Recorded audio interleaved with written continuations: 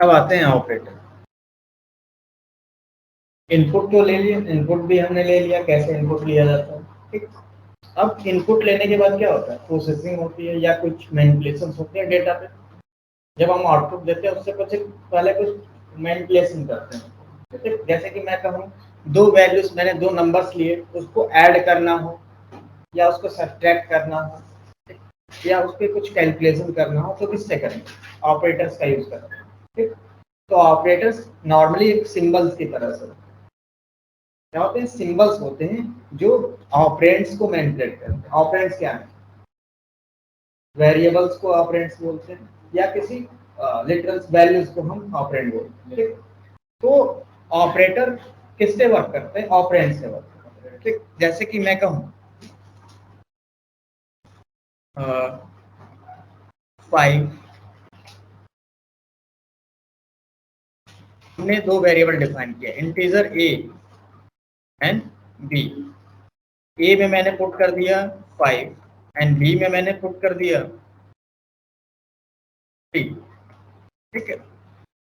तो यहाँ पर ए के अंदर अगर मैंने पुट किया 5, तो यहाँ पे 5 पुट करने के लिए मैंने ये सिंबल यूज किया, ठीक है। तो ये सिंबल जब यूज किया मैंने, तो ये भी एक तरह से ऑपरेटर बोला जाएगा इस सिंबल को, ठीक। देन तो ये दोनों क्या ऑपरेंड्स हो गए ना, ये वेरिएबल ऑपरेंड्स हो गया, ये कांस्टेंट ऑपरेंड हो गया। कांस्टेंट का मतलब x की वैल्यू फिक्स है, 5 है तो 5 ही हमेशा रहेगा ना, लेकिन इसकी वैल्यू क्या है, वेरिएबल है, मतलब चेंज होती रहेगी, कंटेनर है ना। और ये कांस्टेंट वैल्यू है 5। कांस्टेंट का मतलब कि 5 हमेशा 5 ही रहेगा, 6 नहीं हो सकता।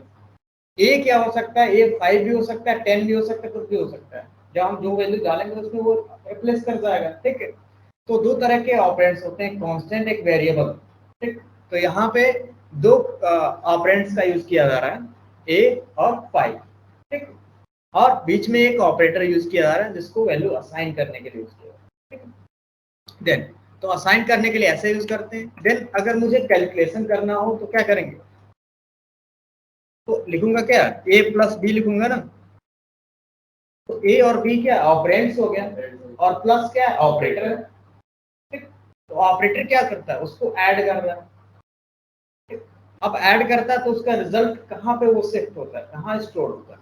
तो उसके लिए क्या लिखते हैं, मान लो मैंने एक सी वेरिएबल बनाया यहाँ पे ऊपर, ठीक। और सी वेरिएबल में किसको स्टोर कर लिया, दोनों का एडिशन स्टोर कर लिया। तो जब भी ऐड होता है तो वो किस किस तरफ वैल्यू शिफ्ट करता है, लेफ्ट के तरफ, ठीक है। तो ऐड करने के बाद वो लेफ्ट साइड में शिफ्ट करता है। लेकिन हम क्या मैथमेटिकली जब हम प्रोग्राम करते हैं या लिखते हैं नोट पैड पे, तो क्या होता है कि हम जब भी लिखते हैं जैसे 4 प्लस 4 अगर मैं ऐड करता हूं तो इस साइड लिखता हूं 8 राइट साइड में। लेकिन प्रोग्रामिंग पे करते हैं तो लेफ्ट साइड में हम वैल्यू असाइन करते हैं, रिजल्ट को लेफ्ट साइड में रखते हैं, ठीक है। अगर हम पढ़ते हैं जैसे कि अरिथमेटिक पढ़ते हैं ना, तो उसमें क्या होता है, राइट साइड में हम लिखते हैं नोट्स में राइट साइड में लिखते हैं, लेकिन प्रोग्रामिंग में वो लेफ्ट साइड में शिफ्ट होता है रिजल्ट, ठीक है। तो रिजल्ट किस साइड में जाता है हमेशा, लेफ्ट साइड। ए प्लस बी इक्वल सी नहीं होगा, सी इक्वल ए प्लस बी होगा, ठीक है। तो हमेशा जो इक्वल साइन होगा जहां पे असाइन करना होगा रिजल्ट, वो लेफ्ट साइड में ही होगा, क्लियर। तो ये होता है ऑपरेटर। तो जो ऑपरेटर क्या होता है, आपके वैल्यूज को मैनिपुलेट करने के लिए या उसको चेंज करने के लिए यूज किया जाता है, उसको हम क्या बोलते हैं, उस सिंबल्स को ऑपरेटर बोला जाता है, ठीक। तो ये इक्वल भी एक ऑपरेटर है, प्लस भी एक ऑपरेटर है, माइनस, सब्ट्रैक्ट, ये सब ऑपरेटर्स हैं। तो बहुत सारे ऑपरेटर्स होते हैं, इसको कैटेगराइज किया गया, ठीक। तो कितने ग्रुप्स होते हैं, अरिथमेटिक, जो अरिथमेटिक कैलकुलेशंस के लिए यूज किया जाता है, असाइनमेंट ऑपरेटर, असाइनमेंट के बाद क्या होता है, comparison operator, increment and decrement operators, logical, bitwise operators, ठीक। तो ये ऑपरेटर्स होते हैं आपके, क्लियर। उसके बाद बात करूं कि अरिथमेटिक असाइनमेंट, इसका इसका भी ग्रुप होता है। ये तो टाइप ऑफ ऑपरेटर्स होते हैं, लेकिन ग्रुप ऑफ ऑपरेटर्स की बात करूं तो बाइनरी, यूनरी और टर्नरी, तीन तरह के ऑपरेटर होते हैं। टाइप्स ऑफ ऑपरेटर कितने होते हैं? 3 होते हैं। ये तो आपके ऑपरेटर है, ठीक। लेकिन इस ऑपरेटर को भी ग्रुप कर दिया गया, तो इसमें अरिथमेटिक और असाइनमेंट और कंपैरिजन किस तरह का ऑपरेटर है? Arithmetic, assignment, comparison.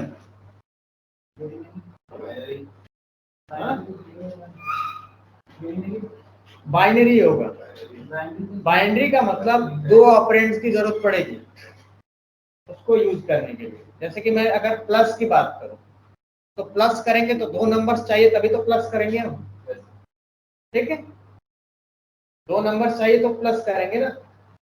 ए और बी की जरूरत पड़ेगी हमको। अगर केवल ए है तो उसमें ऐड क्या करेंगे? अगर ए प्लस 5 कर रहे हैं तो 5 क्या है? दूसरा ऑपरेंड हो गया ना, तो दूसरा ऑपरेंड की जरूरत पड़ेगी ना ऐड करने के लिए। तो 2 ऑपरेंड्स की जरूरत पड़ती है। चाहे अरिथमेटिक असाइनमेंट है तो असाइनमेंट जिसमें असाइन कर रहे हैं तो दूसरा पहला असाइन हो गया आपका ऑपरेंड, और जिसको असाइन कर रहे हैं वो दूसरा ऑपरेंड हो गया। तो 2 ऑपरेंड्स इतने भी चाहिए। देन कंपैरिजन में कंपेयर किससे करोगे? पहले ऑपरेंड को दूसरे ऑपरेंड से कंपेयर करोगे, तो 2 मिनिमम चाहिए, ठीक है। तो इसमें भी चाहिए होता है। इंक्रीमेंट डिक्रीमेंट में क्या होता है? आपका एक ही होता है।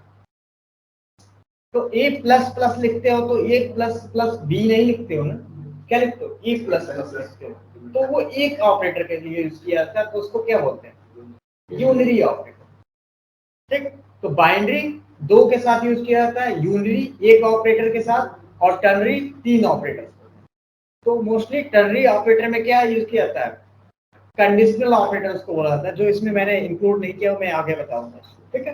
पहला जो बिट है, या ऐसे कर लो, पहला जो बिट है 1 है, तो 1 का मतलब क्या होता है? ट्रू, ठीक। यहाँ पे ट्रू और 0 का मतलब फॉल्स हो गया।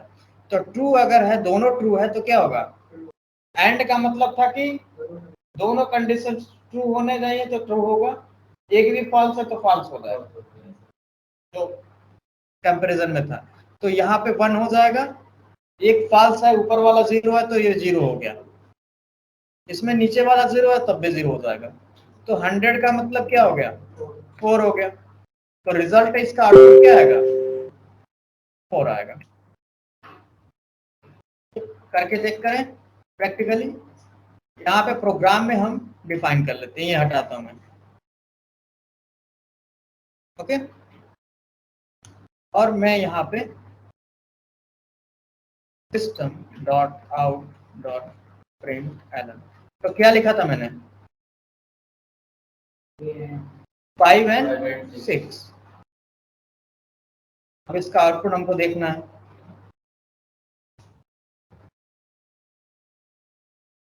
क्या आ रहा है आउटपुट? 4 आ रहा है। तो ये इसी के हिसाब से वो कैलकुलेट करके हमको क्या रिजल्ट देता है? 4, ठीक।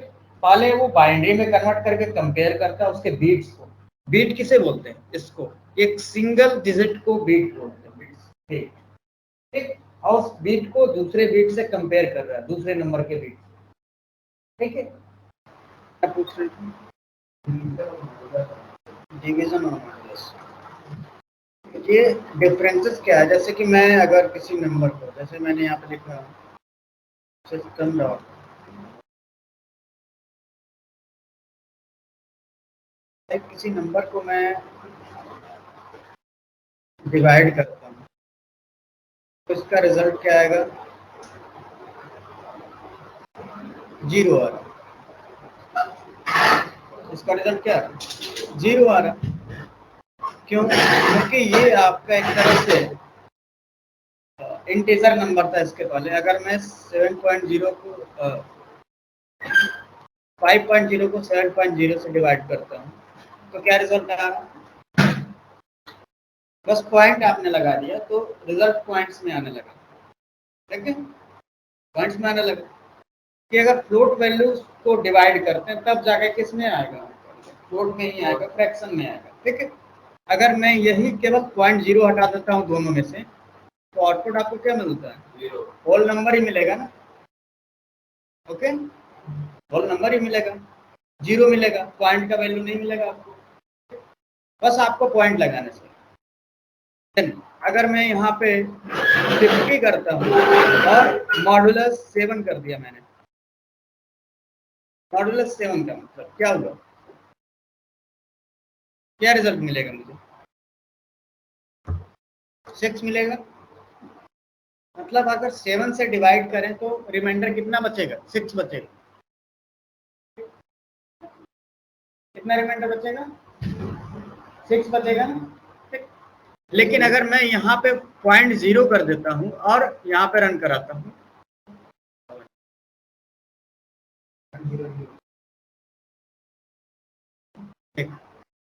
और यहाँ पे कुछ पॉइंट्स लिख देता हूँ, 0.0 पे नहीं एरर आएगा।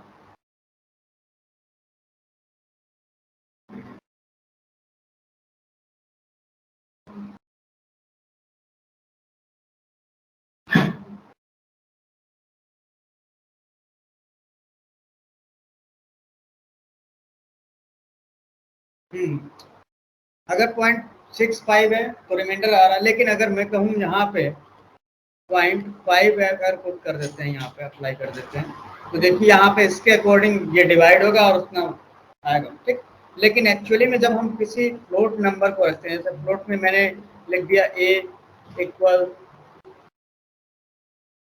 कितनी वैल्यूज मैंने डाल दी, ठीक है, फ्लोट में f, देन उसके बाद मैंने यहाँ पे इंटीजर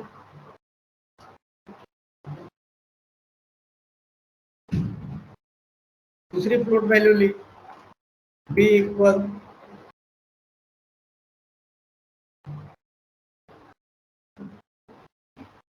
और a डिवाइड b लिख दिया, a मॉडुलस b।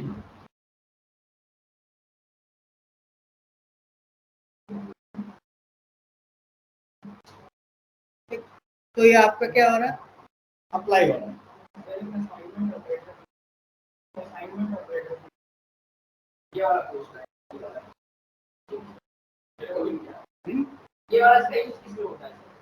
ये बीट वाइज असाइनमेंट है। बीट वाइज ऑपरेटर पढ़ा है? एक क्वेश्चन था जो जिसमें 7 टू द पावर 5 निकाला था, और इसमें इस वाले असाइनमेंट ऑपरेटर का यूज करा, तो इसमें वैल्यू 7 टू द पावर भी 2 आ रही थी, लेकिन इस असाइनमेंट को ऑपरेटर का यूज करा। क्या लिखा था? क्वेश्चन था कि 7 पावर 5 की वैल्यू क्या होगी, इसमें ये वाले असाइनमेंट ऑपरेटर का यूज करा मैंने, तो उसमें वैल्यू 2 आ रही, ठीक है। कैसे लिखा था?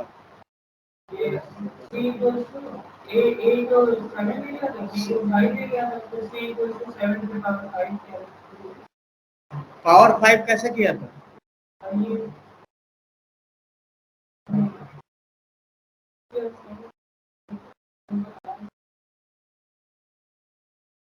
पावर 5 का मतलब कितनी टाइम्स मल्टीप्लाई करना पड़ेगा? पावर 5 या पावर 7, तो जितने पावर होगा उतने टाइम्स मल्टीप्लाई करना पड़ेगा ना, ठीक। तो आपको अगर आपने डिफाइन किया तो यहाँ पे आप लिख लो रिजल्ट इक्वल आई, सॉरी, रिजल्ट इक्वल 1, ठीक। और क्या करना है, नंबर है तो किसका निकालना है, किसका पावर निकालना है? 7 टू द पावर 5। तो हमारा नंबर क्या है, 7 है, तो रिजल्ट मल्टीप्लाई इक्वल क्या हो जाएगा, n हो जाएगा। कितने टाइम से लिखोगे?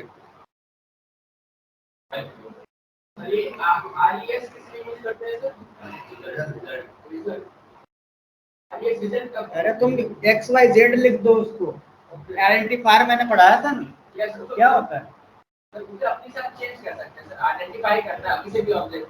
रिजल्ट क्यों लिखा है मैंने, क्योंकि इसमें रिजल्ट स्टोर करना है, एक मीनिंगफुल नेम देते हो किसी वेरिएबल का, ठीक है। अब मैं कहूं कि इलेक्ट्रिसिटी का नाम क्यों इलेक्ट्रिसिटी पड़ा, क्यों पड़ा, उससे रिलेटेड ही नाम देंगे ना। तो एक चीज है, जब उससे रिलेटेड ही नाम देंगे तो रिजल्ट किसमें स्टोर हो रहा है, रिजल्ट में। तो मैंने एक रिजल्ट बना लिया जिसमें पहले से 1 है, इसमें कुछ भी मल्टीप्लाई करूंगा तो वही रिजल्ट मिलेगा ना। मल्टीप्लिकेशन करना है तो रिजल्ट में पहले से 1 स्टोर करना है। अगर 0 में डालता है तो क्या होता है, कुछ भी मल्टीप्लाई करूंगा 0 ही आएगा, ठीक है। तो मैंने 1 रख लिया और कितने टाइम्स 5 टाइम मल्टीप्लाई किया और अब रिजल्ट मैं यहाँ पे प्रिंट करूंगा।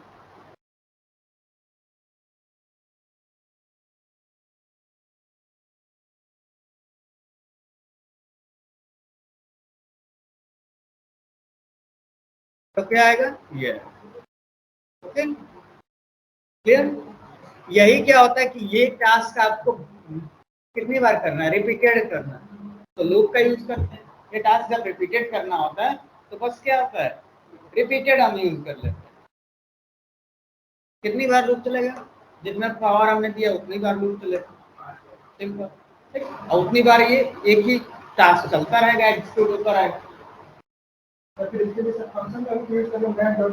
हाँ उसको भी यूज कर सकते हैं। अब देखो बिल्ट इन फंक्शन, ये तो हो गया बेसिक, ऐसा लॉजिक चल रहा है। अब हम लूप का यूज करें चाहे बिल्ट इन फंक्शन क्या यूज करें। बिल्ट इन फंक्शन जैसे कि इसके अंदर मैथ फंक्शन होता है, तो मैथ डॉट पावर होता है। यहाँ पे क्या यूज करोगे, रिजल्ट, इसको मैं यहाँ बैठा देता हूँ। मैंने लिखा रिजल्ट इक्वल मैथ डॉट, तो पावर में क्या डालते हो, एंड डालोगे और क्या डालोगे 5, तो आपका रिजल्ट आ जाएगा।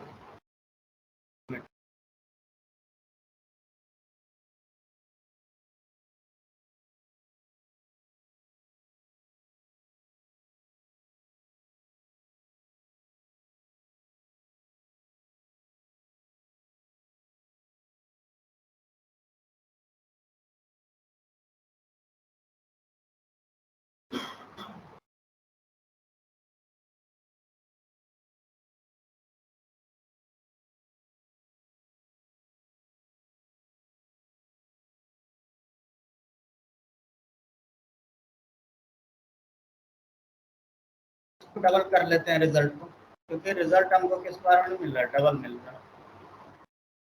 ठीक, रिजल्ट हमको डबल फॉर्मेट में मिल रहा है, तो यहाँ पे आपको अब रिजल्ट मिल रहा है। अगर मैं कहूँ पावर 2 करना है तो पावर 2 कर सकते हो। ये बिल्ट इन फंक्शन है, 7 × 7 49 आ जाएगा आपको। ठीक, तो बहुत सारे तरीके हैं बिल्ट इन फंक्शन का यूज करो, मैनुअली यूज करो या लूप यूज कर लो। ठीक है, आगे चलते हैं। रिमाइंडर हमेशा क्या होता है, जो बची रिमेन वैल्यू होती है उसी को रिमाइंडर बोलते हैं। ठीक है, अब देखिए असाइनमेंट में क्या क्या यूज किया गया। यहाँ पे मैंने बीट वाइज ऑपरेटर बताया था ना, सेम वही। अगर हम किसी एक्स में 5 असाइन करना चाहते हैं तो एक्स इक्वल 5 लिखेंगे। ठीक, तो एक्स में कोई कौन सी वैल्यू चली जाएगी, 5 चली जाएगी। देन प्लस इक्वल करता हूँ, जैसे कि मेरे पास पहले से कोई वैल्यू है एक्स में,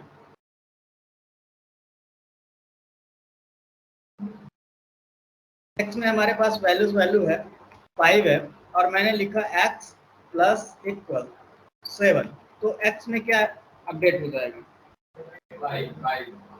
एक्स की वैल्यू क्या हो जाएगी, 12 हो जाएगी। ठीक, क्यों 12 हो जाएगी, क्योंकि प्लस इक्वल है। अगर इक्वल होता, अगर इक्वल केवल एक्स इक्वल 7 होता तो 5 को हटा करके वो 7 हो जाता, लेकिन प्लस इक्वल का मतलब क्या है, जो पहले से वैल्यू उसमें ऐड ऑन हो जाएगा, प्लस इक्वल।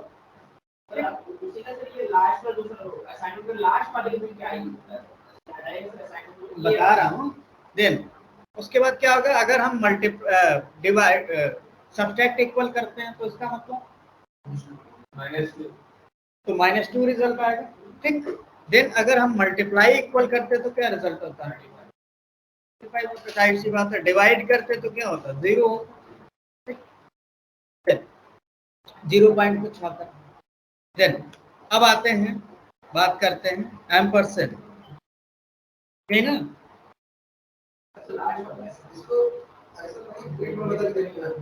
हाँ बिट वाला ही है, ये बिट वाला ही है, ये और ये जिसको बोलते, ये आपका तो रिमाइंडर हो गया।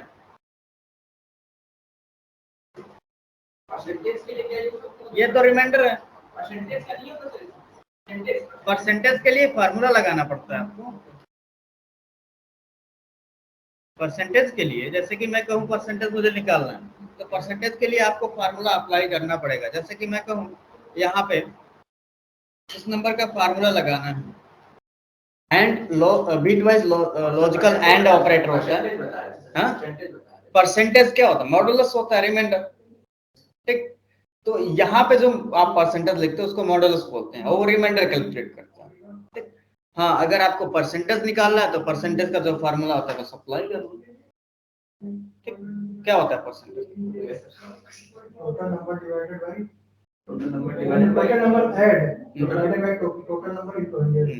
जैसे कि मुझे अगर निकालना हो कि मैंने 45 आउट ऑफ 50 पाया है, तो इसका परसेंटेज कैसे निकालेंगे बताओ? इसका परसेंटेज निकालना है। जैसे कि तुम्हारा अगर इंग्लिश का मार्क्स 45 आउट ऑफ 50 है तो इसका परसेंटेज कितना हो, कैसे निकालोगे? ये बताओ तो।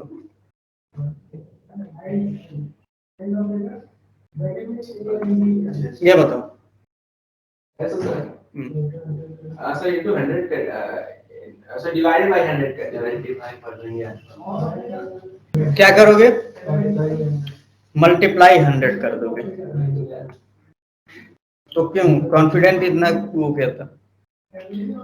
जब मल्टीप्लाई इंटू 100 कर दोगे तो ये आपका केवल 6 बचेगा और 6 से डिवाइड करोगे तो परसेंटेज आएगा। ठीक,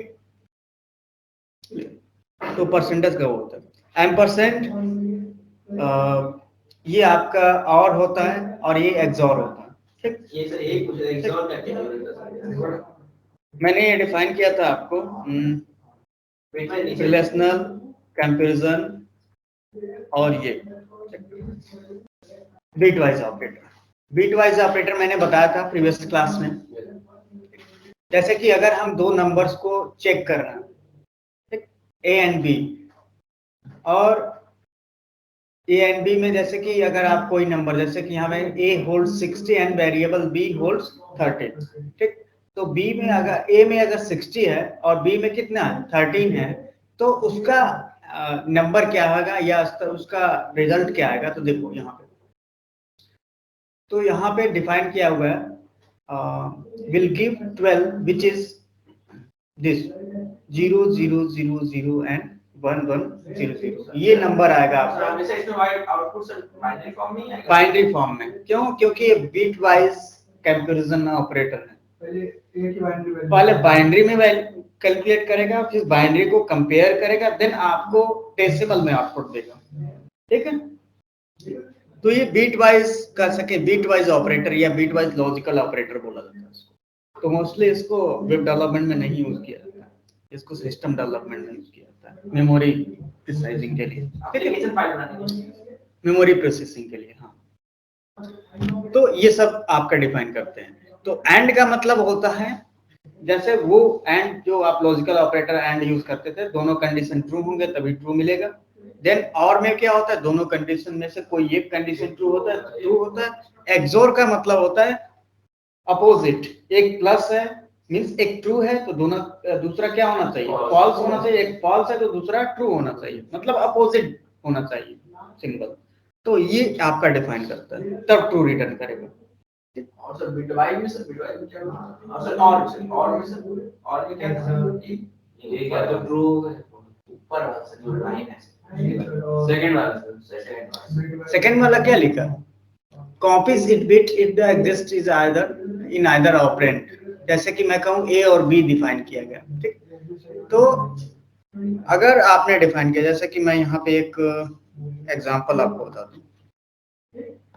सबसे पहले हमने एम% वाला बता देता हूँ, 4 एम% 5। तो 4 का क्या होगा? 1 0 0 होते हैं, होगा। देन 5 का 1 0 1 होगा। तो ये 4 का कोड हो गया बाइनरी कोड, और ये 5 का कोड हो गया। देन अगर मैं कहूं एंड का मतलब दोनों कंडीशन, दोनों के बिट्स क्या होने चाहिए, ट्रू होने चाहिए। ठीक, तो मैं अगर कहूं दोनों 1 है तो क्या 1 रिटर्न करेगा, ये दोनों 0 है तो 0 ही फॉल्स हो गया, एक फॉल्स है तो दोनों फॉल्स हो गया आपका, ठीक। तो इसका रिजल्ट का मतलब क्या है, 4 ही आएगा इसका रिजल्ट। तो 4 एंड 5 को कंपेयर करेंगे तो क्या आएगा हमारा, 4 आएगा, ठीक। देन वैसा ही जब हम अगर कंपेयर करते हैं 4 और सिंबल यूज करते हैं, तो इसमें क्या होता है, ये आपका दोनों में से कोई एक अगर ट्रू हो तो आपका ट्रू, दोनों फॉल्स हो गए तो फॉल्स, और ये क्या है, एक ट्रू है तो 1 आ गया, तो 101 मतलब इसका 5 रिजल्ट आएगा, ठीक। ये ऐसे काम करेगा। देन उसके बाद क्या था, ये कैट, जिसको एक्सॉर बोलते हैं, और हमेशा सर ट्रू को ही सपोर्ट करता है। अब देखो इसमें क्या डिफाइन है कि दोनों अगर सेम है तो 0 रिटर्न कर देगा, ठीक। ये भी 0 होगा और ये 1 हो जाएगा, तो इसका मतलब क्या रिजल्ट आपको मिलेगा, 1।